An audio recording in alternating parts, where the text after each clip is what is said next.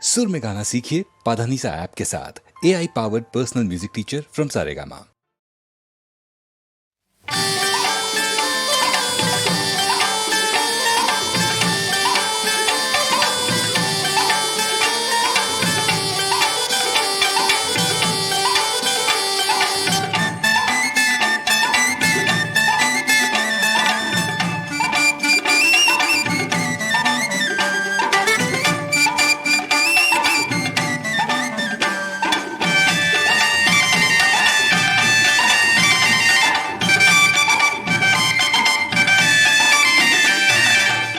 அன்பெனும் கரை மீறி அருள் பொங்கும் கருமாறி என் நெஞ்சின் இருள் நீங்குமா? திருநேர் காட்டின் மொழி நீயம்மா. அன்பெனும் கரை மீறி அருள் பொங்கும் கருமாறி என் நெஞ்சின் இருள் நீங்குமா? திருநேர் காட்டின் மொழி நீயம்மா.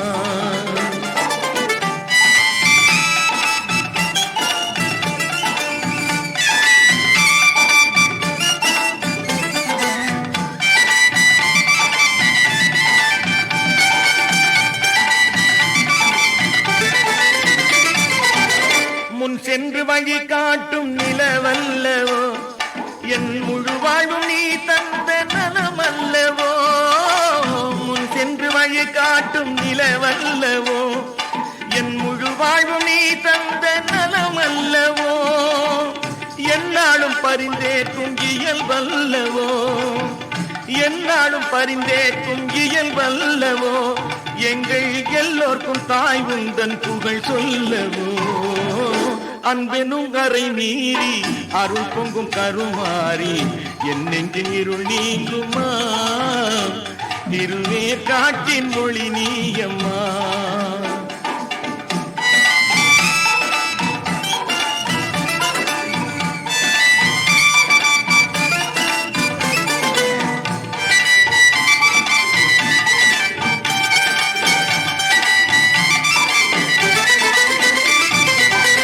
வான் பார்த்து மழை பெய்தால் பயிர் வாடுமா? சிறுவயல் பார்த்து மழை கேட்டால் அது கூடுமா? வான் பார்த்து மழை பெய்தால் பயிர் வாடுமா? சிறுவயல் பார்த்து மழை கேட்டால் அது கூடுமா? நான் பார்த்து உன்னை காண முடியாதம்மா, நான் பார்த்து உன்னை காண முடியாதம்மா. அன்னை நீ பார்த்து என்னை ஆளத் தடையேதம்மா. அன்பெனும் கரை மீறி அருள் பொங்கும் கருமாறி என் நெஞ்சின் இருள் நீயுமா? திருநேர் காட்டின் ஒளி நீயம்மா.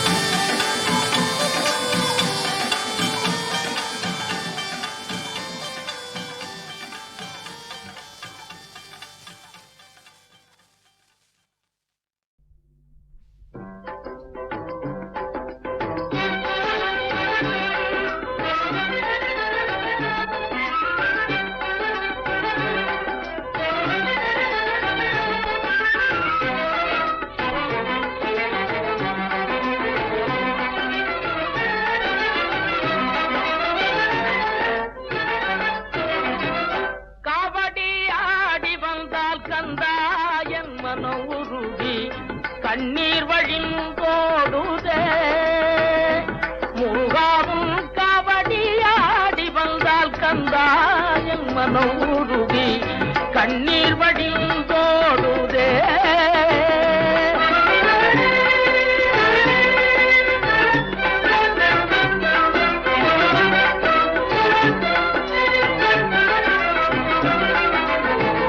சேவடி தந்தாடும் செல்வம் அருள் குமாரா, சேவடி தந்தாடும் செல்வம் அருள் குமாரா.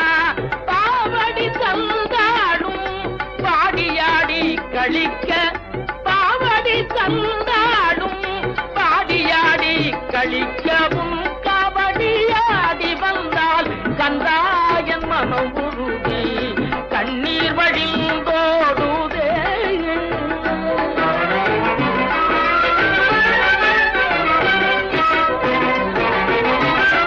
பால் பொங்குதே தென் பழனி மலையில் அன்பர் கால் மாறி விளையாடும் காட்சியெல்லாம் காண பால் பொங்குதே என்பது பழனி மலைதனில் கால் மாறி விளையாடும் காட்சியெல்லாம் காண வேலேந்தி விளையாடும் வேளாவடி வேளா வேலேந்தி விளையாடும் வேளாவடி வேளா வேதாந்த நிலை காட்டி ஆண்டருள்வாயப்பாவும் வேதாந்த நிலை காட்டி ஆண்டருள்வாய் அப்பாவும் காவடியாடி வந்தால் கந்தா என் மனம் உருகி கண்ணீர் வழிந்தோடுதே.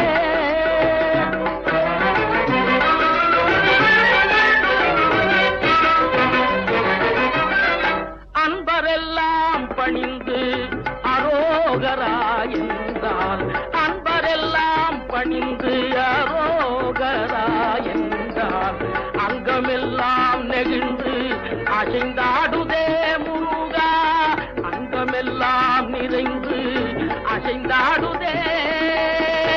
ஆவேச கலை காட்டி ஆட்டி வைத்தாயப்பானின் ஆவேச கலை காட்டி ஆட்டி வைத்தாயப்பா ஆனந்த நிலை காட்டி கூட்டி வைத்தாயப்பா ஆனந்த நிலை காட்டி கூட்டி வைத்தாயப்பாவும் காவடியாடி வந்தால் கந்தாயம் மனம் உருகி கண்ணீர் வழிந்தோடு முருகா.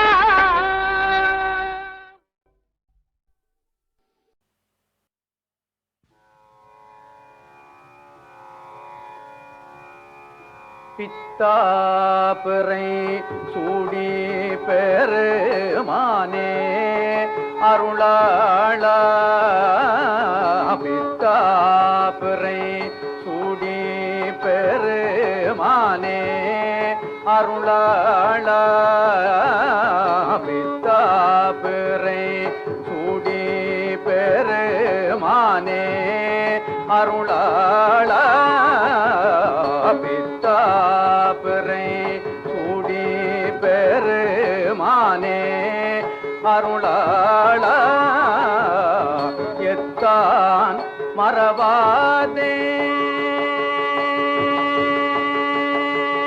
எத்தான் மறவாதே நினைக்கின்றேன் மனதுனை எத்தான் மறவாதே நினைக்கின்றேன் மனதுனை எத்தான் மறவாதே நினைக்கின்றேன் மனதுனை எத்தான் மறவாதே நினைக்கின்றேன் மனதுனை வைத்தாய் பெண்ணை என்பால் வெண்ணை நல்லூர் அருட்டுரையுள் வைத்தாய் பெண்ணை தென்பால் வெண்ணை நல்லூர் அருட்டுரையுள் வைத்தாய் பெண்ணை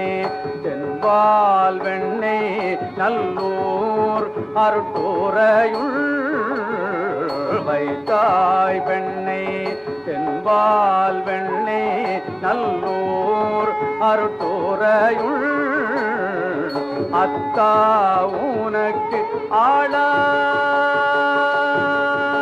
ஆளாய் அத்தா உனக்கு ஆளாய் இனி அல்லேல் எனலாமே அத்தா உனக்கு ஆளாயினி அல்லேல் எனலாமே அத்தா உனக்கு ஆளாயினி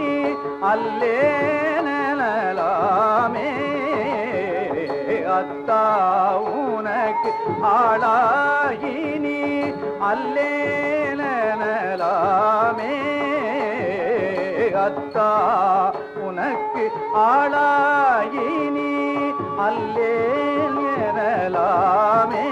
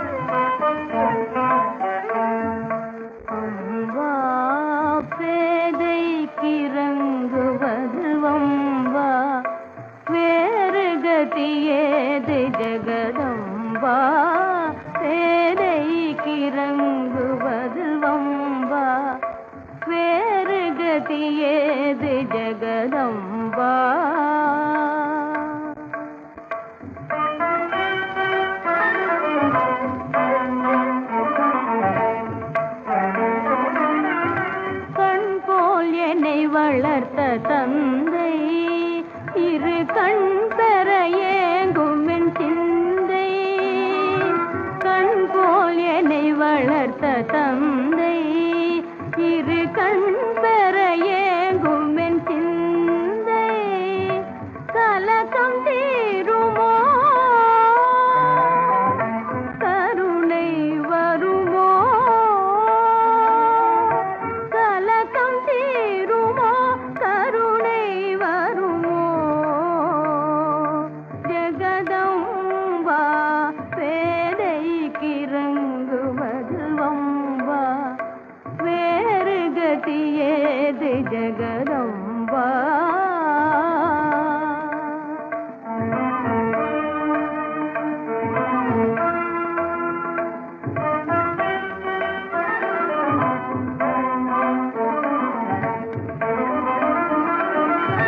நாகலோகம் சென்றவரை கண் குளிர காண்பேனோ நாகலோகம் சென்றவரை கண் குளிர காண்பேனோ ஜெயமெனும் மதுர மொழி கேட்பேனோ ஜெயமெனும் மதுர மொழி கேட்பேனோ கனவாமோ நின் திருவுளம் எதுவோ தேவி நின் திருவுளம் எதுவோ தேவி ஜெகதம்பா பேதைக்கிறங்குவது வம்பா பேரு கதியேது ஜெகதம்பா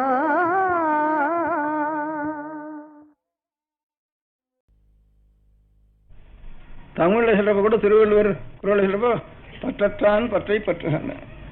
எவன் பற்று இல்லாதவனோ உள்ள ஆசையும் காமமும் இல்லாதவனோ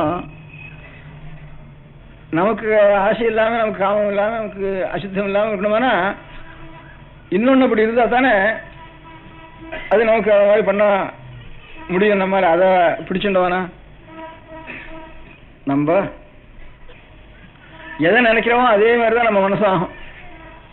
இப்போ யாராலும் நிறைய ஒரு இங்கிலீஷ் வாசிச்சுட்டு ஒரு ஷேக்ஸ்பியர் ஒருத்தான் கோல்டு ஸ்மித்தோ எழுதுறான், நான் அதையே படிச்சுட்டு இருந்தானா இவன் எழுதுறப்படி அதே மாதிரி தான் வரும். எனக்கு எதை நினைக்கிறோமோ அப்படியே தான் வரும், தன்மயமாக போயிடும் மனசு. அதே மாதிரி ஆசையே இல்லாமல் கோபமும் இல்லாமல் ஒரு சாந்தம், ஒரு அனுகிரகம், ஒரு கருணை, இதுதான் உருவமாக இருக்க முடியாத ஒரு சாமியத்தை இருக்கணும் இருந்தாருன்னா அவரையே நாம் நினைச்சிட்டு இருந்தோம்னா அப்படி சாந்தமும் கருணையும் ஞானமும் நிறைஞ்சிருந்தாருன்னா அவர் மூஞ்சி என்னவா இருக்கும் அப்படி சொல்லிருக்க. இப்போ நம்மளுக்குள்ளேயே கொஞ்சம் சாந்தம் இருக்கு, கொஞ்சம் கருணை இருக்கிறதுக்கு அவர் மூஞ்சி என்ன இருக்கு, நம்ம காலம் என்ன இருக்கு, அவர் காலம் நிறைஞ்சு ஒருத்தர் அவர் மூஞ்சி அவ்வளோ என்ன இருக்கும். அதான் எல்லாத்தையும் தான் அழகு. அந்த சாந்தமும் கருணையும் தைரியம் நிறைஞ்சு ஞானமும் இருந்தானா அப்படி ஒரு நிறைஞ்சு இருந்துட்டு அந்த மூஞ்சி என்னவா இருக்கும் அப்படின்னு தியானம் பண்ணி அதை அப்படியே தியானம் பண்ணி மகர்ஷியர் தியானத்துக்கு கொண்டு வந்தா. அந்த மகர்ஷியர் சிற்பிகளுக்கு அனுகிரகம் பண்ணினா, அவளுக்கு அவளை மந்திரோபதேசம் பண்ணினா, சிற்பிகளுக்கு முதற்கொண்டு அவளும் தியானம் பண்ணா. அவள் அப்படியே ரூபமாடி இருக்கா. அதான் நம்முடைய பெரியவாளுடைய இதில் இப்போ எழுத மூஞ்சியெல்லாம் நோவல் இருக்கு. ஒரு 1000 வருஷத்துக்கு முந்தி மகர்ஷிகளும் அந்த மாதிரி ஞானவான்கள் இந்த காலத்தில் இருக்கிற சிற்பிகள் அவளுடைய அனுகிரகத்தை பெற்ற சிற்பிகள் அவளுடைய இதில் சற்றாத்தா பாக்கி இருக்க முடியாத பிரபோஷம் அப்படி ஒன்றா இருந்து போகட்டும் சித்திரக்காரனா இருக்கும். அந்த முகத்தில் இருக்க முடியாத சாந்தம் இருக்க அந்த ஞானமும் அது நிறைஞ்சிருக்கு. கோவில் இருக்கிற பிம்பமாக இருந்தாலும் சரி, சித்திரத்தில் பழைய சித்திரமாக இருந்தாலும் சரி, இப்போ எவ்வளோ வருதுன்னு அந்த மாதிரி எழுத முடியல. எனக்கு என்னென்னமோ நேச்சரை அப்படியே வந்து இமிட்டேட் பண்ணுறதுக்கு முடியுது தவிர இப்போ எது வசந்த பாவமோ அந்த பாவத்தை முகத்தில் காட்டுறதுக்கு இப்போ முடியல. உள்ளத்தை அப்படியே இமிட்டேட் பண்ணி அப்படியே எழுதிடுறா, அப்படியே டிக்டேட் பண்ணுற மாதிரி எழுதிடுறா. அதில் வந்து மாதிரி அதுலேருந்து வசந்த பாவம் இருந்தால் அந்த ரூபம் எந்த மாதிரி இருக்கும், அந்த முகம் எந்த மாதிரி இருக்கும். லோகத்தில் அந்த மாதிரி இருக்கவே வேண்டாம். லோகத்தில் சாமானியம் ஒன்றா சின்னதுக்கான பெருசு ஒன்று இன்னும் அழகாக இருக்க வேண்டிய ஒன்றும் அந்த மாதிரி அழகை ஏற்றுட்டே போனா நிறைஞ்ச அழகுன்னா இந்த மாதிரி இருக்கு அப்படிங்கிறது தான் நம்முடைய சாஸ்திரங்கள்லையும் சிற்பத்துலையும் தேவாலயங்கள்லையும் அதுலேருந்து நமக்கு தியானத்துக்காகத்தான் அந்த மாதிரி ரூபத்தை இருக்கா. அதனால நம்ம புதுசாக கோவில் வெட்டத்தை காட்டிலும் பழைய கோவில் இருக்கிறத அவங்க ரசிக்கிறது உண்டு. அது ரொம்ப பெருசுங்கிறதுனால பெருசுங்கிறது இதே ஒரு தத்துவம் அதில். அதனால எவன் வந்து ஒரு ஆசை இல்லாமல், எவன் கருணமாத்திரம், எவன் ஞானம் நிறைஞ்சிருக்கானோ, எவனுக்கு கோபங்கிறதே வரத்துக்கு முடியாதோ, வேணும்னா எடுத்துக்கணும் கோபத்தை, எவனுக்கு காமங்கிறத கிடையாதோ, வேணும்னா காமத்தை அனுகிரகம் பண்றதுக்காக காமத்தை எடுத்துக்கணும், அனுகிரகம் பண்றதுக்காக கோபத்தை அவன் எடுத்துக்கணும். அதனால அப்பேற்பட்டவன் இருக்கானே அவன் தான் ஈஸ்வரன் வேறு. அந்த ஈஸ்வரனுடைய அந்த ஈஸ்வரனா பரபிரம்மஸ்வரூபம்னு வேறு. ஈஸ்வரன்னா ஒரு புருஷன் ஆயிட்டுப்பா, அப்ப ஸ்திரீயை காட்டிலும் வேற என்ன ஆயிட்டுப்பா. அதனால ஸ்திரீ புருஷன் ரெண்டும் பூர்ணமா ஒன்னா இருந்தது பிரம்மஸ்வரூபம் வேறு. அதுவே 2 ரூபமா பிரிஞ்சது. சட்டாத்து தாயும் தகப்பனும் அம்மையப்பனும் வேறு. தாயுமானவர் வந்தையமானவர், அவரை தான் தாயானார். ஆனால் தாயுமானவர்னு பேரு சுவாமிக்கு. சட்டாத் அம்பிகாஸ்வரூபமாக ஆயிருக்கா. நமக்கு அனுகிரகத்தை சட்டுன்னு மனசு நிற்கிறதுக்கு அம்பிகையினுடைய சரணத்தை தியானம் பண்ணா தான் நமக்கு சட்டுன்னு தானா தாயினுடைய சரணத்தை தியானம் பண்ணா தானா நிற்கிறது நமக்கு மனசு. அதுக்காக தேவியினுடைய சரணம் தான் நம்ம சித்தப்படுத்துறதுக்கு, சித்தப்படுத்தி கொள்கிறதுக்கு நமக்கு தீர்த்தம். தேவியனுடைய சரண தியானம் தான் நமக்கு தீர்த்தம். இதான் நம்ம அம்பாளுக்கு மூலஸ்தானம் காஞ்சிபுரம்னு சொல்றோம், கஞ்சி காமாட்சின்னு சொல்றோம். கஞ்சி காமாட்சி, மதுரை மீனாட்சி, காசி விசாலாட்சின்னு முதல்ல கஞ்சி காமாட்சின்னு சொல்றோம். கஞ்சி காமாட்சியை பத்தி ஒரு ஊமை கவின்னு அவனுக்கு பேரு, மூக்க கவின்னு அவனுக்கு பேரு.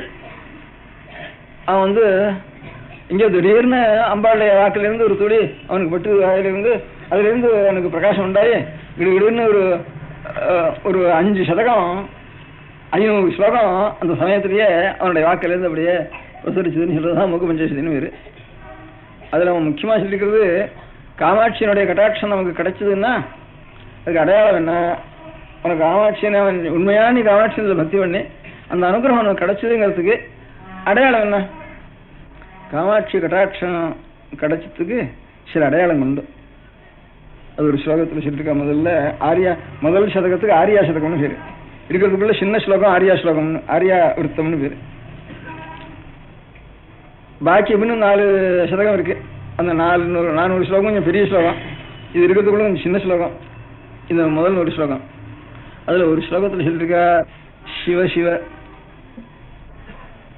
நாம் எது இருந்தாலும் நமக்கு எந்த குறை இருந்தாலும் இந்த குறையை நிவர்த்தி பண்றதுக்கு சட்டுன்னு சிவசிவாங்கிறோம். என்னோ ஒரு சிவசிவா அப்படிங்கிறோம்.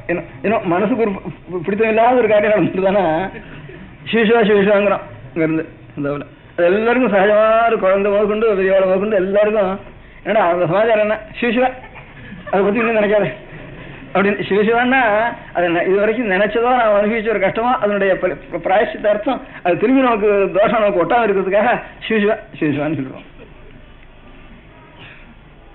அதுல இருந்து சிவங்கிற பாவத்துக்கே பல மங்களம் அர்த்தம்.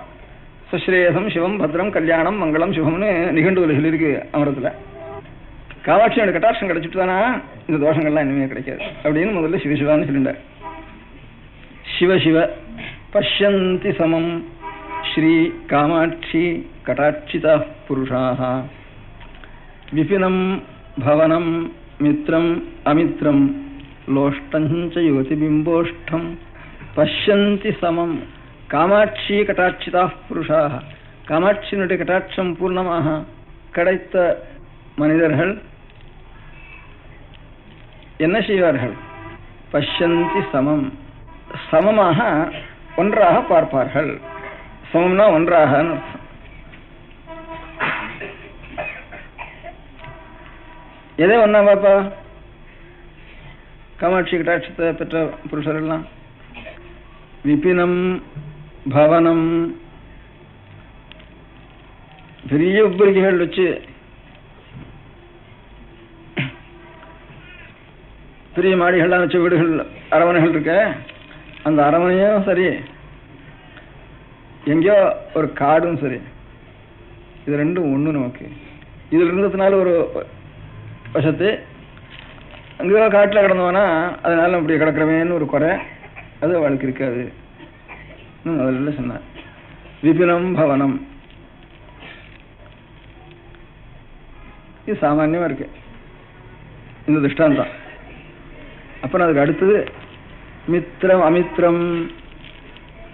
அமித்ரம்னா சத்ருக்கு பேரு, மித்ரம்னா ஸ்நேகிதனுக்கு பேரு. பரமசத்ருவா இருக்கிற இடத்துல பரமஸ்நேகிதனான ஒரு எண்ணம் அவளுக்கு உண்டாயிடும். சத்ருங்கிறதே உலகத்துல அவளுக்கு தோணாது. எவன் இவனுக்கு பரமசத்ருவா இருக்கானோ அவனிடத்துல பரமமித்திரனாக அவனிடத்துல பாவனை உண்டாகும். அதுதான் காமாட்சி கட்டாட்சத்துக்கு ரெண்டாவது அடையாளம் லோஷ்டஞ்ச யுவதி பிம்போஷ்டம். ரொம்ப காமம் ஜாஸ்தியா இருந்தானா ஒரு ஸ்திரீ புருஷால முத்தாட்டுக்கணும்னு தோணும். இது ஒரு காமத்தினுடைய ஒரு விகாரத்தை முதல்ல விசாரணை அது. அப்போ பிம்போஷ்டம் உதடுன்னு அர்த்தம். அந்த காமத்தை உண்டு பண்ற ஒரு உதடு இருக்க, அந்த உதடும் ஓட்டாஞ்சல்லியும் லோஷ்டம்னா அது பேர். கீழே கிடக்கிற ஓட்டாஞ்சல்லியும் ஒண்ணுன்னு தோணும். அதனால ஓட்டாஞ்சலி போய் முத்தம் விட்டுக்கணும்.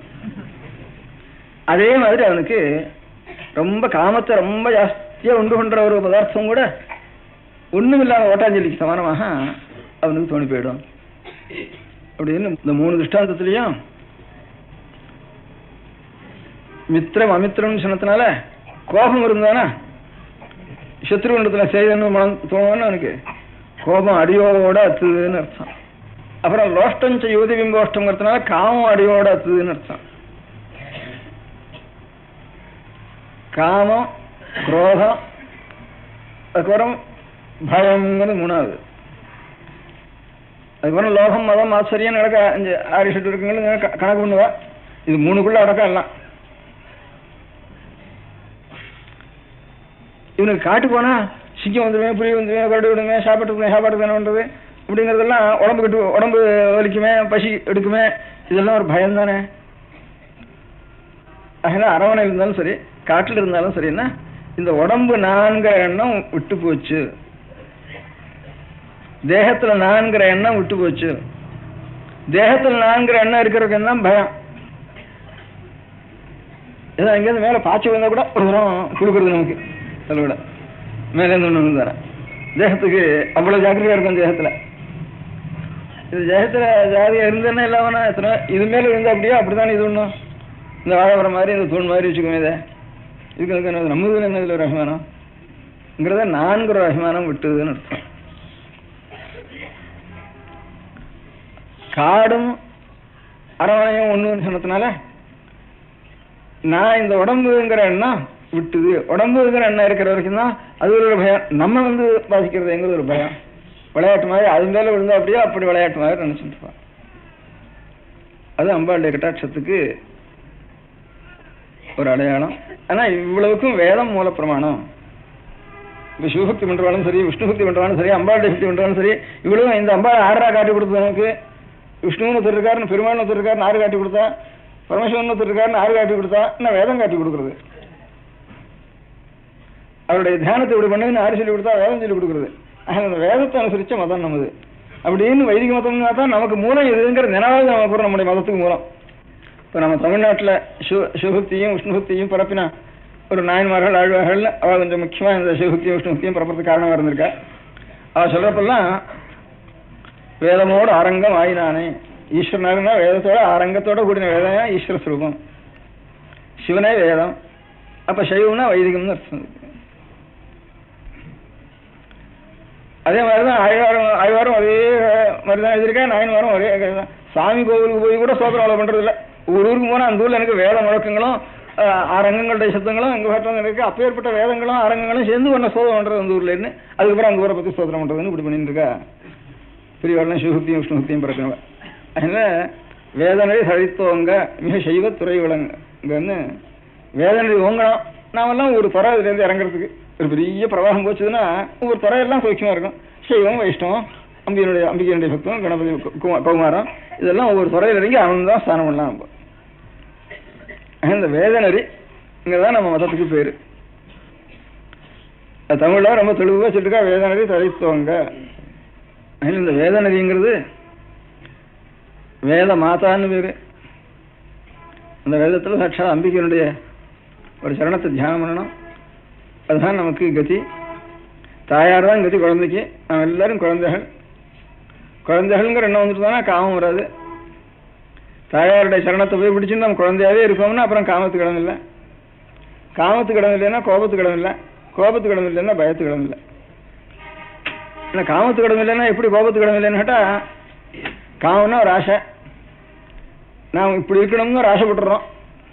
அது நடக்காதுன்னா கோபம் வரும். அதுதான் காமம். அதான் சொல்ற ஒரு பந்து அடிச்சோம்னா செவ்வறு இல்லாதவனா நீங்களும் பந்து போயிடும். ஒரு பக்கத்தில் செவ்வறு இருந்து தடுத்துட்டு தானே திரும்பி வரும் அதே பந்து நம்ம திரும்பி வரப்போ குரோகம்னு போயிருது. அந்த காமத்துக்கு காமம் போய் அடிபட்டு திரும்பி வரப்போ அந்த பால் திரும்பி நம்மண்டே வந்து வரப்போ அதுக்கு கோபம்னு பேரு. கோபம்னா நம்ம காலம் கொஞ்சம் சக்தி குறைச்சலா இருக்கிற இடத்துல கோபம் வரும், நமக்கு நம்ம காலம் சக்தி ஜாஸ்தியா இருக்கிறதுல பயம் வந்துடும். அதில் இந்த கோபம் பயம் ரெண்டும் ஒண்ணுதான். காமம் தான் கோபம், கோபம் தான் பயம். அதனால கடைசியில் எல்லாம் காமம் ஒண்ணுதான். காமன் விருத்தி வேணும். அம்பாளுடைய சரணத்தில் தாயாருடைய சரணத்தில் போய் விழுந்துட்டு வேணா அப்போ அப்புறம் காமம் எல்லாம் மறந்து விடணும். வேதம் இதுதான் நமக்கு சொல்லி தருது. அந்த தாயினுடைய கட்டாட்சம் நமக்கு பூர்ணமா இருக்கிறதுக்கு அது அப்படியே நம்ம சரணா மனசுல நினைச்சுட்டு இருக்கோங்கிறதுக்கு அடையாளம் என்னன்னு கேட்டா, நமக்கு தேகம் நாங்கிற பயத்தினால ஏற்பட்ட பயம் இருக்கே, அந்த பயம் இருக்காது. முதல்ல என்ன, அதான் விபினம் பவனம், மாளிகையும் காடும் ஒண்ணும். அப்ப பயம் இல்லாதவனுக்கு தான் மாளிகையும் காடும் ஒன்னா இருக்கும். பயமே இல்லை. பயங்கிறது எதனால வருது? கோபத்துல இருந்துதான். கோபம் தான் பயங்கிற உருவத்தை எடுக்கிறது. அடுத்தது கோபம் இருக்காது. மித்திரம் அமித்திரம், எவ்வளவு சத்ருவா இருந்தாலும் அந்த சத்ருவை சம்ஹாரம் பண்ணலாம், சிக்ஷை பண்ணலாம், எதை வேணாலும் பண்ணலாம். சாஸ்திரத்தில் எது சொல்லிருக்கோ எல்லாம் பண்ணலாம். ரொம்ப அன்போட செய்யணும். எல்லாம் எது பண்ணாலும் சாஸ்திரம் அவனுக்கு எது சொல்றதோ வேதம் எது சொல்றதோ அதை பண்ணு. ஆனா கோபத்தோட பண்ணாதே, காமத்தோட பண்ணாது. அதான் சொல்றது கீதை. அவனவனுக்கு செய்ய வேண்டிய கடமைகள் அதை செய்தான் ஆகணும். அது கட்டுறது நல்லதுங்கிறது யோஜனை பண்ண வேண்டானே. எது செய்தாலும் சொன்னதை செய். தஸ்மாத் சாஸ்திரம் பிரமாணத்தை காரியாகாரிய விவஸ்திதோ. இது காரியம் செய்யணும் செய்ய வேண்டாங்கிறதுக்கு சாஸ்திரத்தை அது மேல பாரம் போட்டுடும். ஆனா பண்றத மாத்திரம் காமமோ கோபமோ இது ரெண்டுக்கும் பயமோ இது மூணுக்கும் வசப்பட்டு ஒன்னும் செய்யாதே அப்படிங்கிறது ஒண்ணுதான் கீதை சொல்றது. கீதை சொல்றது ஹிம்சை சொல்றது, ஹிம்சையும் சொல்றது, அஹிம்சையும் சொல்றது. அஹிம்சை பண்ண வேண்டிய சமயத்தில் அஹிம்சை, ஹிம்சை பண்ண வேண்டிய சமயத்தில் ஹிம்சை, எல்லாத்தையும் பண்ணிதான் ஆகணும் கீதை சொல்றது. தச காரியம் நைத்தியதே, காரியமே இல்லடாப்பா அப்பேற்பட்ட நிலையை அடைஞ்சவனுக்குன்னார். நீ என்னடா என்ன தஸ்மாத் யுத்தஸ்வதாரதா அழிடான்னார். ரெண்டும் சொல்றாரு கீதையில. ஆனா பின்ன சொல்றதுன்னு ரெண்டு இடத்துலையும் ஒரே மாதிரி சொல்றார். பயத்துக்காக ஒரு காரியம் செய்யாத, ஒரு ஆசைக்காக ஒரு காரியம் செய்யாத, ஒரு அபிமானத்துக்காக நம்மதுங்கிற ஒரு அகம்பாவத்துக்காக ஒரு காரியம் செய்யாத அப்படின்ட்டு இதெல்லாம் மாத்திரம் ஒழிச்சிடும் அப்படின்னு. இதெல்லாம் தான் அழுக்கு. நமக்கு நாம் சுத்தமா இருக்கணுமானா நமக்கு காமம் உண்டாருதா கோபம் வருதா ரெண்டையும் பரிசு பண்ணி பார்த்துக்கணும். இல்லைன்னா தான் அம்பாளுடைய கட்டாட்சம் கிடைச்சதுன்னு தீர்மானம் பண்ணணும். அது நமக்கு இன்னும் சரியா வரலன்னா திரும்பி அம்பாளுடைய சரணாகதி பண்ணிட்டே இருக்கணும். அதுக்காக தான் சாப்பிடணும். சாப்பிட போறோம் இந்த காரியம் இல்லைன்னா சாப்பிட வேண்டாம் இருக்கலாம். அவங்க வீட்டில் இருந்தாலும் ஃப்ரெண்டு வந்துடலாம். நம்மளாம் அவங்க சாப்பாட போட வேண்டியதில்லை, நாமும் சாப்பிட வேண்டியதில்லை, வீடு கட்ட வேண்டியதில்லை. வீடு கட்டுறேன், சாப்பிட்றேன், துணி வாங்கிக்கிறேன்னா நீ என்ன பண்ண போற? இதெல்லாம் வச்சுட்டு உடம்பு வளர்க்க போறேன். உடம்பு இதுக்காக வளர்க்கணும். அம்பாளுடைய சரண தியானம் பண்ணி உன்னை சாரத்துக்குள்ள சுத்தம் பண்ணிக்கலாம். சாந்தமாய் நலஞ்சிருந்து அம்பாளுடைய கடாட்சம் பூர்த்தி ஆயிட்டுதுன்னு அப்புறம் செத்து போனா அப்பதான் பூர்ணமாச்சுன்னு அர்த்தம். நாம் இத்தனை பேரும் உடம்பு கொடுத்துருக்கு, மனசு கொடுத்துருக்கார், கை கொடுத்துருக்கார், புத்தி கொடுத்துருக்கார் சுவாமி. இவ்வளவும் ஒத்தராவது நாம் பூர்ணமாகலையே. எல்லாம் பாவத்தோட தானே சாரம். இப்படி கதை மாத்திரம் கேட்கறவன் வீணா தானே போறது அப்படின்னு நமக்கு தோன்றது. அப்ப என்னத்துக்கு காமம்? என்னத்துக்கு? ஒரு சரீரம் பிறக்கிறதுக்கு. அதனால காமம்னா நாம் சுகத்தை நினைக்கிறது நாம் நினைக்கிறோம். அதுவும் ஏமாத்தம் தான். இன்னொரு ஜீவம் ஒரு சரீரத்தை எடுக்கிறதுக்காக நமக்கு ஒரு காமத்தை கொடுத்து நமக்கு ஒரு சுகம் நினைச்சிருந்து அதுல இருந்து இன்னொரு சரீரம் உண்டாரு. அந்த சரீரம் உண்டானா அந்த ஜீவன் அதுல இருந்து அது கொஞ்சம் க்ஷேமத்தை அடையிறதுக்கு வழி உண்டாகும். ஆனா க்ஷேமத்தை அடைய காணமே, எல்லாம் விழாத்தானே போறோம். இவ்வளவு என்ன நாக்கு இருக்கு, வாக்கு இருக்கு, மனசு இருக்கு, புத்தி இருக்கு, இவ்வளவு இருக்கு. கடைசியில் இவ்வளவையும் பாபத்தை உண்டாடுறது தான் நம்ம சம்பாதிச்சு இவ்வளவு பேரும் பாபத்தோட தானே சாரம். ஒத்தராவது காமக்ரோசமோ பயமோ இதுகளை மீறி அம்பாளுடைய கடாட்சத்து பூர்ணமா பெற்று பூர்ண நிலையை உத்தரம் அடைஞ்சு நாம் சாகரியே அப்படின்னு ஒரு சந்தேகம் வரும். அந்த சந்தேகம் பட வேண்டாம். இப்போ ஒரு மாமரத்தை எடுத்துட்டா ஒரு மாமரத்தில் எவ்வளவு விர ஒரு பழம் இருக்கு, அதுல விரை இருக்கு. நல்லா காய்க்கிற ஒரு மாமரத்தில் சாதாரணமாக ஒரு 300-400 மாங்கொட்டை அதில் உண்டாருது. கொட்டையினுடைய பிரயோஜனம் என்ன? மரமாக உண்டாடுறதுக்கு தானே. எத்தனை கொட்டை உண்டாடுறதோ, எவ்வளவு விருட்சங்கள்ல அவ்வளவு மரம் ஆயிடுறதோ. மரம் ஆச்சுன்னா இடம் போருமோ லோகத்துல, ஒரு மாமரத்துக்கே போறாது பூலோகம் முழுக்க. அந்த மாதிரி எத்தனையோ கோடி கோடி இருக்கு. அதில் இவ்வளவு உண்டானாத்தான் நிறைய உண்டாகி வீணா போய் மக்கி போய் வீணா போய் இப்படி போய் அப்படி நிறைய கணக்கு வழக்கு இல்லாம உண்டு பண்ணிட்டு இருந்தா தான் அதுல ஒன்றும் எங்கேயாரும் விழுந்து அது ஒரு நல்ல மரமா இருந்தா அநேகம் பேருக்கு ஒரு மாதுரியத்தை கொடுத்து லோகத்துக்கு புஷ்டியை கொடுக்கும். நாமெல்லாம் இவ்வளவு பேர் உணவு போனாலும் பாதம் இல்லை. ஆறான ஒருத்தன் ஒரு தலைமுறையில ஒரு மகாங்கிரக ஒருத்தர் இருக்கா. எல்லாரும் பூர்ணமாகணும். நம்ம அது அம்பாளுடைய சரணம் தான் அது காரணம். பூர்ணம் வரது தாயாருடைய சரணம் தான் இன்னும் கொஞ்சம் சாந்தப்படுத்தும். நம்ம அந்த மாதிரி ஒரு பூர்ண நிலை நாம் அடைஞ்சதுக்கு அப்புறம் சாவே கிடையாது. அதுக்கப்புறம் ஏற்படுற மரணத்துக்கு மரணம்னு பேர் இல்லை. இதுக்கு அதுக்கு அமிர்தம்னு பேர். அதுக்கு சாகாதவன் அர்த்தம். ஏன்னா அதுக்கப்புறம் பிறக்க போறது இல்லையா, அப்புறம் பிறந்தானே சாக போவான்.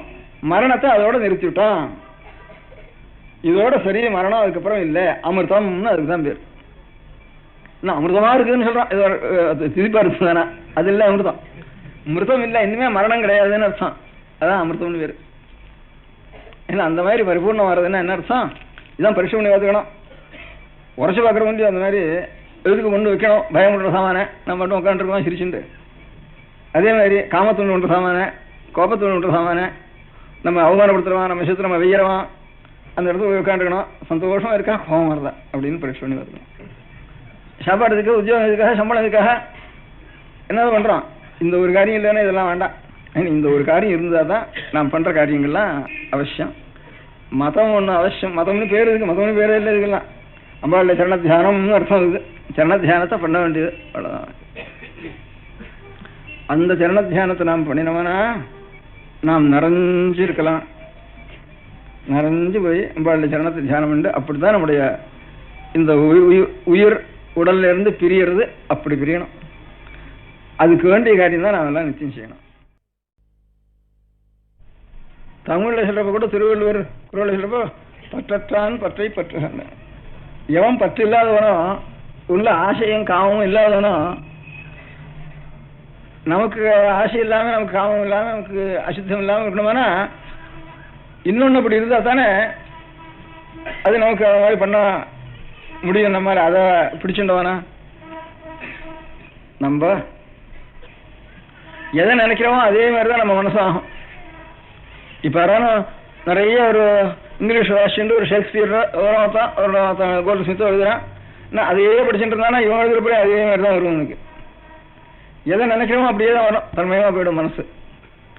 அதே மாதிரி ஆசையே இல்லாமல், கோபமும் இல்லாமல், ஒரு சாந்தம், ஒரு அனுகிரகம், ஒரு கருணை, இதுதான் உருவமா இருக்க முடியாத ஒரு சாமியத்தர் இருக்கணும். இருந்தாருன்னா அவரையே நாம் நினைச்சுட்டு இருந்தோம்னா அப்படி சாந்தமும் கருணையும் ஞானமும் நிறைஞ்சிருந்தாருன்னா ஒரு மூஞ்சி என்னவா இருக்கும் அப்படி சொல்லிருக்க. இப்ப நம்மளுக்குள்ளேயே கொஞ்சம் சாந்தம் இருக்கு, கொஞ்சம் கருணை இருக்கிறதுக்கு அவர் மூஞ்சி என்ன இருக்கு, நம்ம காலம் என்ன இருக்கு.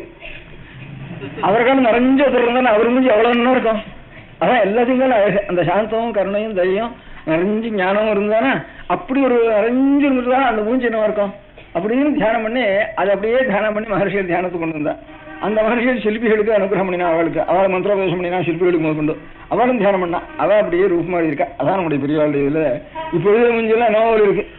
ஒரு 1000 வருஷத்துக்கு முந்தி மகர்ஷிகளும் அந்த மாதிரி ஞானவான்களும் இருந்த காலத்தில் இருக்கிற சிற்பிகள், அவளுடைய அனுகிரகத்தை பெற்ற சிற்பிகள், அவளுடைய இதுல சட்சாத்தா பாக்கி இருக்க முடியாத பிரபோஷம் அப்படி வேணா இருந்து போகட்டும், சித்திரக்காரனா இருக்கும். அந்த முகத்தில் இருக்க முடியாத சாந்தம் இருக்க அந்த ஞானமும் அது நிறைஞ்சிருக்கு. கோவில் இருக்கிற பிம்பமா இருந்தாலும் சரி, சித்திரத்துல பழைய சித்திரமா இருந்தாலும் சரி, இப்ப எவ்வளவு வருதுன்னு அந்த மாதிரி எழுத முடியல. எனக்கு என்னென்னமோ நேச்சரை அப்படியே இமிட்டேட் பண்றதுக்கு முடியுது. தவிர இப்போ எது வசந்த பாவமோ அந்த பாவத்தை முகத்துல காட்டுறதுக்கு இப்ப முடியல. உள்ளத்தை அப்படியே இமிட்டேட் பண்ணி அப்படியே எழுதிடுறா, அப்படியே டிக்டேட் பண்ற மாதிரி எழுதிடுறா. அதுல இருந்து வசந்த பாவம் இருந்தா அந்த ரூபம் எந்த மாதிரி இருக்கும், அந்த முகம் எந்த மாதிரி இருக்கும். லோகத்துல அந்த மாதிரி இருக்கவே வேண்டாம். லோகத்துல சாமானியம் ஒண்ணு, சின்னது காலம் பெருசு ஒண்ணு, இன்னும் அழகா இருக்க வேண்டிய ஒண்ணு, அந்த மாதிரி அழகை ஏத்துட்டே போனா நிறைஞ்ச அழகுன்னா இந்த மாதிரி இருக்கு அப்படிங்கிறதான் நம்முடைய சாஸ்திரங்கள்லையும் சிற்பங்களையும் தேவாலயங்கள்லையும் அதுல இருந்து நமக்கு தியானத்துக்காகத்தான் அந்த மாதிரி ரூபத்தை இருக்கா. அதனால நம்ம புதுசா கோவில் வெட்டத்தை காட்டிலும் பழைய கோவில் இருக்கிறத அவங்க ரசிக்கிறது. அது ரொம்ப பெருசுங்கிறதுனால பெருசுங்கிறது இதே ஒரு தத்துவம் அதுல. அதனால எவன் ஒரு ஆசை இல்லாமல், எவன் கருணை மாத்திரம், எவன் ஞானம் நிறைஞ்சிருக்கானோ, எவனுக்கு கோபங்கிறதே வரத்துக்கு முடியாதோ, வேணும்னா எடுத்துக்கணும் கோபத்தை, எவனுக்கு காமங்கிறதே கிடையாதோ, வேணும்னா காமத்தை அனுகிரகம் பண்றதுக்காக காமத்தை எடுத்துக்கணும், அனுகிரகம் பண்றதுக்காக கோபத்தை எவன் எடுத்துக்கணும், அதனால அப்பேற்பட்டவன் இருக்கானே அவன் தான் ஈஸ்வரன் வேறு. அந்த ஈஸ்வரனுடைய அந்த ஈஸ்வரனா பரபிரம்மஸ்வரூபம்னு வேறு. ஈஸ்வரன்னா ஒரு புருஷன் ஆயிட்டு வைப்பா. அப்ப ஸ்திரீயை காட்டிலும் வேற என்ன ஆயிட்டு வைப்பா. அதனால ஸ்திரீ புருஷன் ரெண்டும் பூர்ணமா ஒன்னா இருந்தது பிரம்மஸ்வரூபம் வேறு. அதுவே 2 ரூபமா பிரிஞ்சது. சட்சாத்து தாயும் தகப்பனும் அம்மையப்பனும் வேறு. தாயுமானவர் சந்தேகமானவர் அவரை தான் தாயான. அதனால தாயுமானவர்னு பேரு சுவாமிக்கு. சட்சாத் அம்பிகா ஸ்வரூபமாக ஆயிருக்கா. நமக்கு அனுகிரகத்தை சட்டுன்னு மனசு நிற்கிறதுக்கு அம்பிகையினுடைய சரணத்தை தியானம் பண்ணா தான் நமக்கு சட்டுன்னு தானா தாயினுடைய சரணத்தை தியானம் பண்ணா தானா நிற்கிறது நமக்கு மனசு. அதுக்காக தேவியனுடைய சரணம் தான் நம்ம சித்தப்படுத்துறதுக்கு சித்தப்படுத்தி கொள்கிறதுக்கு நமக்கு தீர்த்தம். தேவியனுடைய சரண தியானம் தான் நமக்கு தீர்த்தம். இதான் நம்ம அம்பாளுக்கு மூலஸ்தானம் காஞ்சிபுரம்னு சொல்றோம். கஞ்சி காமாட்சின்னு சொல்றோம். கஞ்சி காமாட்சி, மதுரை மீனாட்சி, காசி விசாலாட்சின்னு முதல்ல கஞ்சி காமாட்சின்னு சொல்றோம். கஞ்சி காமாட்சியை பத்தி ஒரு ஊமை கவின்னு அவனுக்கு பேரு. மூக்க கவின்னு அவனுக்கு பேரு. அவன் இங்க திடீர்னு அம்பாளுடைய வாக்கிலிருந்து ஒரு துளி அவனுக்கு பட்டு வாயிலிருந்து அதுல இருந்து அவனுக்கு பிரகாசம் உண்டாயி விடுன்னு ஒரு 5 சதகம் 500 ஸ்லோகம் அந்த சமயத்திலேயே அவனுடைய வாக்கிலிருந்து அப்படியே பிரசரிச்சதுன்னு சொல்றதுதான் மூக்க பஞ்சசதினு பேரு. அதுல அவன் முக்கியமா சொல்லிக்கிறது காமாட்சியினுடைய கட்டாட்சம் நமக்கு கிடைச்சதுன்னா அதுக்கு அடையாளம் என்ன? உனக்கு காமாட்சின்னு அவன் உண்மையா நீ காமாட்சியில பக்தி பண்ணி அந்த அனுகிரகம் உனக்கு கிடைச்சதுங்கிறதுக்கு அடையாளம் என்ன? காமாட்சி கட்டாட்சம் கிடைச்சதுக்கு சில அடையாளம் உண்டு. அது ஒரு ஸ்லோகத்துல சொல்லிருக்கா. முதல் சதகத்துக்கு ஆரியா சதகம்னு பேரு. இருக்கிறதுக்குள்ள சின்ன ஸ்லோகம் ஆரியா ஸ்லோகம்னு, ஆரியா விருத்தம்னு பேரு. பாக்கி இன்னும் 4 சதகம் இருக்கு. அந்த 400 ஸ்லோகம் கொஞ்சம் பெரிய ஸ்லோகம். இது இருக்கிறதுக்குள்ள கொஞ்சம் சின்ன ஸ்லோகம். இந்த முதல் ஒரு ஸ்லோகம். அதுல ஒரு ஸ்லோகத்துல சொல்லிருக்கா சிவ சிவ. நாம் எது இருந்தாலும் நமக்கு எந்த குறை இருந்தாலும் இந்த குறையை நிவர்த்தி பண்றதுக்கு சட்டுன்னு சிவசிவங்கிற இருக்கிறோம். என்னோ ஒரு சிவசிவ அப்படிங்கிறோம். ஏன்னோ மனசுக்கு ஒரு பிடித்தம் இல்லாத ஒரு காரியம் நடந்துட்டு தானே சிவசிவாங்கிறோம். இங்க இருந்து இந்த அது எல்லாருக்கும் சகஜமா ஒரு குழந்தை முதற்கொண்டு பெரியவாளை முதற்கொண்டு எல்லாருக்கும் ஏன்னா அந்த சமாச்சாரம் என்ன சிவசிவா அதை பத்தி இன்னும் நினைக்காது அப்படின்னு. சிவசிவான்னா அது இது வரைக்கும் நினைச்சதோ நான் அனுபவிச்ச ஒரு கஷ்டமா அதனுடைய பிராயசித்த அர்த்தம் அது திரும்பி நமக்கு தோஷம் நமக்கு ஒட்டாம இருக்கிறதுக்காக சிவசிவான்னு சொல்றோம். அதுல இருந்து சிவங்கிற பதத்துக்கே பரவ மங்களம்னு அர்த்தம். சுஸ்ரேயசம் சிவம் பத்ரம் கல்யாணம் மங்களம் சிவம்னு நிகண்டுல சொல்லியிருக்கு அமரத்துல. காமாட்சியோட கட்டாட்சம் கிடைச்சிட்டு தானா இந்த தோஷங்கள்லாம் இனிமே கிடைக்காது அப்படின்னு முதல்ல சிவசிவான்னு சொல்லிட்டார். சிவசிவ பஷ்யந்தி சமம் ஸ்ரீ காமாட்சி கட்டாட்சிதா புருஷாः விபினம் பவனம் மித்ரம் அமித்ரம் லோஷ்டஞ்ச யுவதிபிம்போஷ்டம் பஷ்யந்தி சமம் காமாட்சி கட்டாட்சிதா புருஷாः. காமாட்சியினுடைய கட்டாட்சம் பூர்ணமாக கிடைத்த மனிதர்கள் என்ன செய்வார்கள்? பஷ்யந்தி சமம், சமமாக ஒன்றாக பார்ப்பார்கள். சமம்னா ஒன்றாக.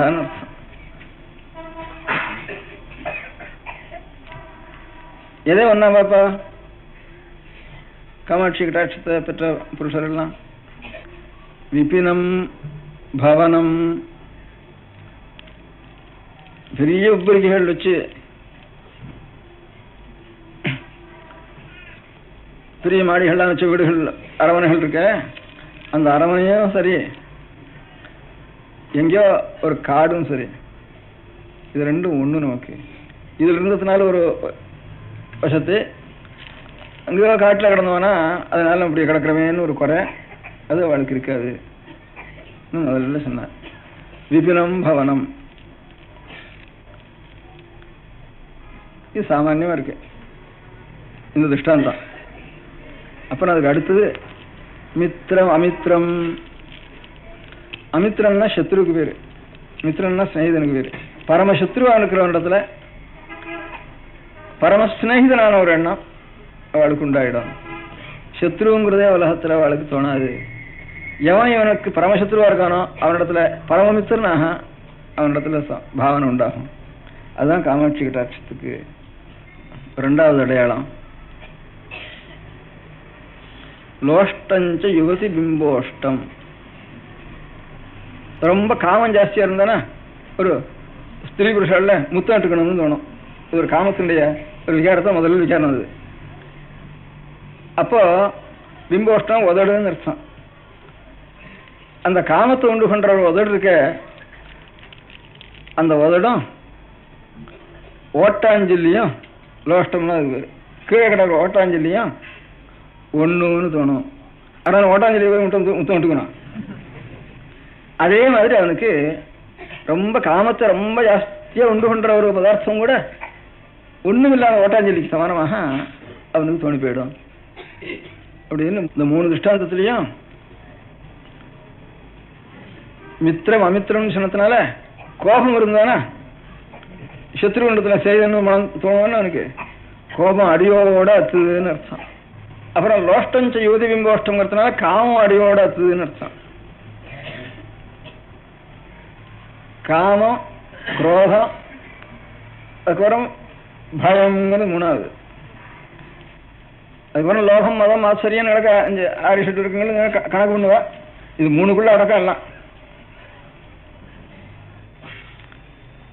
இவனுக்கு காட்டு போனா சிங்கம் வந்துடுவேன், புலி வந்துடுவேன், கரடி விடுவேன், சாப்பாட்டுக்கு வேணுன்றது அப்படிங்கிறதெல்லாம் உடம்பு வலிக்குமே, பசி எடுக்குமே, இதெல்லாம் ஒரு பயம் தானே. அதனால அரவணையில் இருந்தாலும் சரி, காட்டில் இருந்தாலும் சரின்னா இந்த உடம்பு 4 எண்ணம் விட்டு போச்சு, தேகத்துல 4 எண்ணம் விட்டு போச்சு. தேகத்துல 4 எண்ணம் இருக்கிறதுக்கு என்ன பயம். ஏதோ அங்கேருந்து மேல பாய்ச்சி வந்தா கூட ஒரு தூரம் கொடுக்குறது நமக்கு அதோட மேலேருந்து ஒண்ணு தரேன். தேகத்துக்கு அவ்வளவு ஜாக்கிரதையா இருக்கும். தேகத்துல இது தேகத்துல ஜாதியா இருந்தேன்னா இல்லாமனா எத்தனை இது மேல இருந்தா அப்படியே அப்படித்தானே இது ஒண்ணும். இந்த வாழைமரம் மாதிரி இந்த தூண் மாதிரி வச்சுக்கோங்க. இதை இதுக்கு நம்ம இதுல என்ன இதுல ஒரு அபிமானம்ங்கிறத 4 ஒரு அபிமானம் விட்டுதுன்னு அர்த்தம். காடும் அரவணையும் ஒண்ணுன்னு சொன்னதுனால நான் இந்த உடம்புங்கிற எண்ணம் விட்டுது. உடம்புங்கிற எண்ணம் இருக்கிற வரைக்கும் தான் அது ஒரு பயம். நம்ம பாதிக்கிறதுங்கிறது ஒரு பயம். விளையாட்டு மாதிரி அது மேல விழுந்தா அப்படியே அப்படி விளையாட்டு மாதிரி நினைச்சுட்டு இருப்பான். அது அம்பாளுடைய கட்டாட்சத்துக்கு ஒரு அடையாளம். ஆனா இவ்வளவுக்கும் வேதம் மூல பிரமாணம். இப்ப சிவபக்தி பண்றாலும் சரி, விஷ்ணு பக்தி பண்றாலும் சரி, அம்பாளுடைய பக்தி பண்றாலும் சரி, இவ்வளவு இந்த அம்பாள் ஆறா காட்டி கொடுத்தது நமக்கு. விஷ்ணுன்னு ஒருத்தர் இருக்காரு, பெருமாள் ஒருத்தர் இருக்காரு, 4 காட்டி கொடுத்தா, பரமேஸ்வரன் ஒருத்தர் இருக்காரு, 4 காட்டி கொடுத்தா, இன்னும் வேதம் காட்டி கொடுக்குறது. அவருடைய தியானத்தை இப்படி பண்ணுன்னு 6 சொல்லி கொடுத்தா வேதம் சொல்லி கொடுக்குறது. அந்த வேதத்தை அனுசரிச்ச மதம் நமது. அப்படின்னு வைதிக மதம்னா தான் நமக்கு மூலம் எதுங்கிற நினைவாக நம்ம கூட நம்முடைய மதத்துக்கு மூலம். இப்போ நம்ம தமிழ்நாட்டில் சிவபக்தியும் விஷ்ணுபக்தியும் பரப்பினா ஒரு நாயன்மார்கள் ஆழ்வார்கள் அவள் கொஞ்சம் முக்கியமாக இந்த சிவபக்தியும் விஷ்ணுபக்தியும் பரப்புறதுக்கு காரணமாக இருந்திருக்கா. அவள் சொல்றப்பெல்லாம் வேதமோடு ஆரங்கம் ஆயினானே. ஈஸ்வரனாருன்னா வேதத்தோட ஆரங்கத்தோட கூடின வேதம் ஈஸ்வர ஸ்வரூபம். சிவனே வேதம். அப்ப சைவம்னா வைதிகம்னு அர்த்தம். அதே மாதிரிதான் ஆழ்வாரும் அதே மாதிரிதான் எழுதியிருக்கா. நாயன்மாரும் ஒரே சாமி கோவிலுக்கு போய் கூட சோதனை அவ்வளோ பண்றது இல்லை. ஒரு ஊருக்கு போனால் அந்த ஊரில் எனக்கு வேத முழக்கங்களும் அரங்கங்களுடைய சத்தங்களும் எங்கள் பாட்டில் இருக்கு. அப்பேற்பட்ட வேதங்களும் அரங்கங்களும் சேர்ந்து ஒன்றை சோதனை பண்ணுறது அந்த ஊரில் இருந்து அதுக்கப்புறம் அந்த ஊரை பற்றி சோதனை பண்ணுறதுன்னு இப்படி பண்ணிட்டு இருக்கா. பெரியவாள்லாம் சிவபக்தியும் விஷ்ணுபக்தியும் பிறக்கணும். அதனால வேதனை சழித்தோங்க மிக செய்வ துறை விளங்குன்னு வேதனை ஓங்கணும். நாமெல்லாம் ஒரு துறை இதுலேருந்து இறங்குறதுக்கு ஒரு பெரிய பிரவாகம் போச்சுதுன்னா ஒரு துறையெல்லாம் சௌக்கியமாக இருக்கும். சைவம், வைஷ்ணவம், அம்பிகையினுடைய பக்தம், கணபதி கௌமாரம், இதெல்லாம் ஒவ்வொரு துறையில் இறங்கி அவன் தான் ஸ்தானம் பண்ணலாம். நம்ம இந்த வேதநெறி இங்கதான் நம்ம மதத்துக்கு பேரு. தமிழ்ல ரொம்ப தெளிவா சொல்லிருக்கா, வேதநெறி தழைத்தோங்க. இந்த வேதநெறிங்கிறது வேத மாதான்னு பேரு. அந்த வேதத்துல சாட்சா அம்பிகையினுடைய ஒரு சரணத்தை தியானம் பண்ணணும். அதுதான் நமக்கு கதி. தாயார் தான் கதி குழந்தைக்கு. நம்ம எல்லாரும் குழந்தைகள். குழந்தைகள்ங்கிற எண்ணம் வந்துட்டு காமம் வராது. தாயாருடைய சரணத்தை போய் பிடிச்சுன்னு நம்ம குழந்தையாவே இருக்கோம்னா அப்புறம் காமத்துக்கு இடம் இல்லை. காமத்துக்கு இடம் இல்லைன்னா கோபத்துக்கு இடம் இல்லை. கோபத்துக்கு இடம் இல்லைன்னா பயத்துக்கு இடம் இல்லை. ஏன்னா காமத்துக்கு இடம் இல்லைன்னா எப்படி கோபத்துக்கு இடம் இல்லைன்னு கேட்டா, காமம்னா ஒரு ஆசை. நாம் இப்படி இருக்கணும்னு ஒரு ஆசைப்பட்டுறோம். அது நடக்காதுன்னா கோபம் வரும். அதுதான் காமம். அதான் சொல்ற, ஒரு பந்து அடிச்சோம்னா செவ்வறு இல்லாதவனா நீங்கள பந்து போயிடும். ஒரு பக்கத்தில் செவ்வறு இருந்து தடுத்துட்டு தானே திரும்பி வரும். அதே வந்து நம்ம திரும்பி வரப்போ கோபம்னு போயிருது. அந்த காமத்துக்கு காமம் போய் அடிபட்டு திரும்பி வரப்போ அந்த பால் திரும்பி நம்மண்டே வந்து விடுறப்போ அதுக்கு கோபம்னு பேரு. கோபம்னா நம்ம காலம் கொஞ்சம் சக்தி குறைச்சலா இருக்கிற இடத்துல கோபம் வரும். நமக்கு நம்ம காலம் சக்தி ஜாஸ்தியா இருக்கிறதுல பயம் வந்துடும். அதில் இந்த கோபம் பயம் ரெண்டும் ஒண்ணுதான். காமம் தான் கோபம், கோபம் தான் பயம். அதனால கடைசியில் எல்லாம் காமம் ஒண்ணுதான். காமன் விருத்தி வேணும். அம்பாளுடைய சரணத்தில் தாயாருடைய சரணத்தில் போய் விழுந்துட்டு வேணா அப்போ அப்புறம் காமம் எல்லாம் மறந்து விடும். நமக்கு வேதம் இதுதான் நமக்கு சொல்லித் தருது. அந்த தாயினுடைய கட்டாட்சம் நமக்கு பூர்ணமா இருக்கிறதுக்கு அதை அப்படியே நம்ம சரணா மனசுல நினைச்சுட்டு இருக்கோங்கிறதுக்கு அடையாளம் என்னன்னு கேட்டா, நமக்கு தேகம் நாங்கிற பயத்தினால ஏற்பட்ட பயம் இருக்கே, அந்த பயம் இருக்காது. முதல்ல என்ன, அதான் விபினம் பவனம், மாளிகையும் காடும் ஒண்ணும். அப்ப பயம் இல்லாதவனுக்கு தான் மாளிகையும் காடும் ஒன்னா இருக்கும். பயமே இல்லை. பயங்கிறது எதனால வருது? கோபத்துல இருந்துதான். கோபம் தான் பயங்கிற உருவத்தை எடுக்கிறது. அடுத்தது கோபம் இருக்காது. மித்திரம் அமித்திரம், எவ்வளவு சத்ருவா இருந்தாலும் அந்த சத்ருவை சம்ஹாரம் பண்ணலாம், சிக்ஷை பண்ணலாம், எதை வேணாலும் பண்ணலாம். சாஸ்திரத்தில் எது சொல்லிருக்கோ எல்லாம் பண்ணலாம். ரொம்ப அன்போட செய்யணும். எல்லாம் எது பண்ணாலும் சாஸ்திரம் அவனுக்கு எது சொல்றதோ வேகம் எது சொல்றதோ அதை பண்ணு. ஆனா கோபத்தோட பண்ணாதே, காமத்தோட பண்ணாது. அதான் சொல்றது கீதை. அவனவனுக்கு செய்ய வேண்டிய கடமைகள் அதை செய்தான் ஆகணும். அது கட்டுறது நல்லதுங்கிறது யோஜனை பண்ண வேண்டானே. எது செய்தாலும் சொன்னதை செய். அஸ்மாத் சாஸ்திரம் பிரமாணத்தை காரியாகாரிய விவஸ்திதம். இது காரியம் செய்யணும் செய்ய வேண்டாங்கிறதுக்கு சாஸ்திரத்தை அது மேல பாரம் போட்டுடு. ஆனா பண்றத மாத்திரம் காமமோ கோபமோ இது ரெண்டுக்கும் பயமோ இது மூணுக்கும் வசப்பட்டு ஒன்னும் செய்யாதே அப்படிங்கிறது ஒண்ணுதான் கீதை சொல்றது. கீதை சொல்றது ஹிம்சை சொல்றது, ஹிம்சையும் சொல்றது, அஹிம்சையும் சொல்றது. அஹிம்சை பண்ண வேண்டிய சமயத்தில் அஹிம்சை, ஹிம்சை பண்ண வேண்டிய சமயத்தில் ஹிம்சை, எல்லாத்தையும் பண்ணிதான் ஆகணும் கீதை சொல்றது. தச காரியம் நைத்தியதே, காரியமே இல்லடாப்பா அப்பேற்பட்ட நிலையை அடைஞ்சவனுக்குன்னார். நீ என்னடா என்ன தஸ்மாத் யுத்தஸ்வரதா ஐடான்னார். ரெண்டும் சொல்றாரு கீதையில. ஆனா பின்ன சொல்றதுன்னா ரெண்டு இடத்துலையும் ஒரே மாதிரி சொல்றார். பயத்துக்காக ஒரு காரியம் செய்யாத, ஒரு ஆசைக்காக ஒரு காரியம் செய்யாத, ஒரு அபிமானத்துக்காக நம்மதுங்கிற ஒரு அகம்பாவத்துக்காக ஒரு காரியம் செய்யாத அப்படின்ட்டு இதெல்லாம் மாத்திரம் ஒழிச்சிடும் அப்படின்னு. இதெல்லாம் தான் அழுக்கு. நமக்கு நாம் சுத்தமா இருக்கணுமானா நமக்கு காமம் உண்டாருதா கோபம் வருதா ரெண்டையும் பரிசு பண்ணி பார்த்துக்கணும். இல்லைன்னா தான் அம்பாளுடைய கட்டாட்சம் கிடைச்சதுன்னு தீர்மானம் பண்ணணும். அது நமக்கு இன்னும் சரியா வரலன்னா திரும்பி அம்பாளுடைய சரணாகதி பண்ணிட்டே இருக்கணும். அதுக்காக தான் சாப்பிடணும். சாப்பிட போறோம் இந்த காரியம் இல்லைன்னா சாப்பிட வேண்டாம் இருக்கலாம். அவங்க வீட்டில் இருந்தாலும் ஃப்ரெண்டு வந்துடலாம். நம்மளாம் அவங்க சாப்பாட போட வேண்டியதில்லை, நாமும் சாப்பிட வேண்டியதில்லை, வீடு கட்ட வேண்டியதில்லை. வீடு கட்டுறேன் சாப்பிட்றேன் துணி வாங்கிக்கிறேன்னா நீ என்ன பண்ண போற? இதெல்லாம் வச்சுட்டு உடம்பு வளர்க்க போறேன். உடம்பு இதுக்காக வளர்க்கணும். அம்பாளுடைய சரணத்தியானம் பண்ணி உன்னை சாரத்துக்குள்ள சுத்தம் பண்ணிக்கலாம்.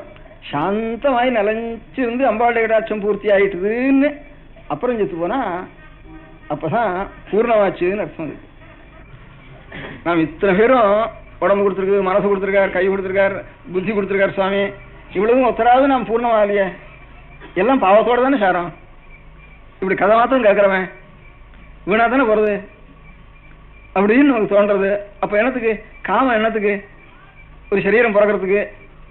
அதனால காமம்னா நாம் சுகத்தை நினைக்கிறது நாம் நினைக்கிறோம். அதுவும் ஏமாத்தம் தான். இன்னொரு ஜீவன் ஒரு சரீரத்தை எடுக்கிறதுக்காக நமக்கு ஒரு காமத்தை கொடுத்து நமக்கு ஒரு சுகம் நினைச்சிருந்து அதுலேருந்து இன்னொரு சரீரம் உண்டாரு. அந்த சரீரம் உண்டானா அந்த ஜீவன் அதுலேருந்து அது கொஞ்சம் க்ஷேமத்தை அடையிறதுக்கு வழி உண்டாகும். ஆனால் க்ஷேமத்தை அடைய காணவே எல்லாம் வீணாத்தானே போகிறோம். இவ்வளவு என்ன நாக்கு இருக்கு, வாக்கு இருக்கு, மனசு இருக்கு, புத்தி இருக்கு, இவ்வளவு இருக்கு. கடைசியில் இவ்வளவையும் பாபத்தை உண்டான்றது தான் நம்ம சம்பாதிச்சு இவ்வளவு பேரும் பாபத்தோட தானே சாரம். ஒத்தராவது காமக்ரோசமோ பயமோ இதுகளை மீறி அம்பாளுடைய கடாட்சத்து பூர்ணமா பெற்று பூர்ண நிலையை உத்தரம் அடைஞ்சு நாம் சாகலியே அப்படின்னு ஒரு சந்தேகம் வரும். அந்த சந்தேகம் பட வேண்டாம். இப்போ ஒரு மாமரத்தை எடுத்துட்டா ஒரு மாமரத்தில் எவ்வளவு விரை, ஒரு பழம் இருக்கு, அதுல விரை இருக்கு.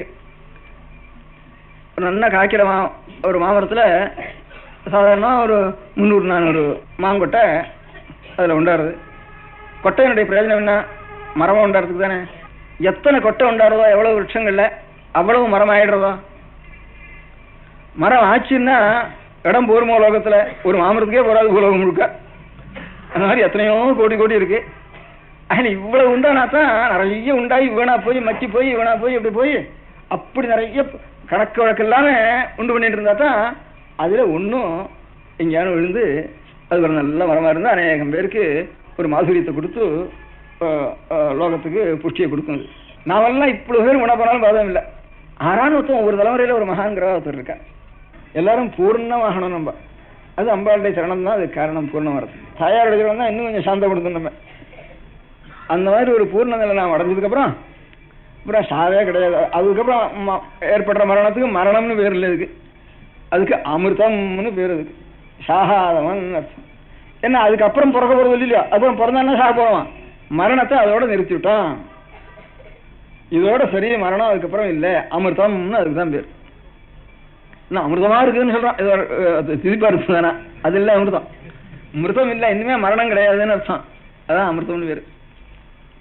ஏன்னா அந்த மாதிரி பரிபூர்ணம் வர்றதுன்னா என்ன அர்த்தம்? இதுதான் பரிசு பண்ணி பார்த்துக்கணும்.